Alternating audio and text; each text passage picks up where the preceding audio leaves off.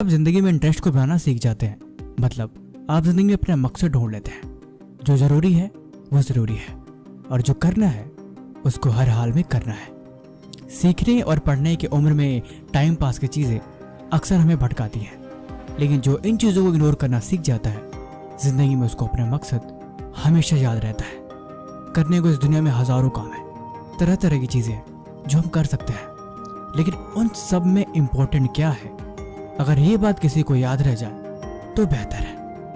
कहते हैं एक अच्छी किताब आपके 100 दोस्तों के बराबर होती है, लेकिन अगर एक किताब की भी बात आपने जिंदगी में उतार ली तो आपके लाइफ के 10 साल आगे बढ़ा सकती है।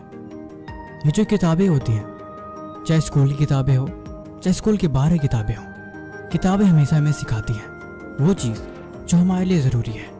एक राइटर जिसने अपनी इस किताब को लिखने के लिए अपनी लाइफ की सबसे बेस्ट एक्सपीरियंसेस उसमें लगा दी, वो चीज़ आपको कुछ मिनट में सीखने को मिल रही है। आप सोच के देखो, अगर आप लाइफ में सक्सेसफुल बन जाओ, अगर आपको अपने ऊपर किताब लिखनी हो तो आप कैसे लिखेंगे?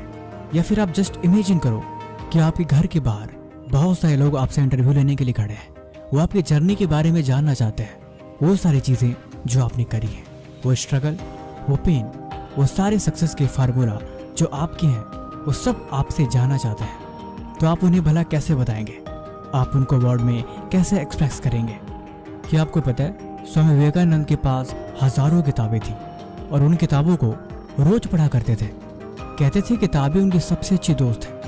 अगर उनको जिंदगी में कुछ चीज़ ले जाने के लिए बोला जाएगा तो हमेशा किताबों को ही चुनेंगे। आखिर ऐसा क्या है किताबों में कि महान लोग हमेशा इसमें खोए रहते हैं? ये पुरानी किताब है, ये किसी जमाने की किताब है जो किसी ने लिखी है और उसी किताब को लेके हमारी जिंदगी बदलती है।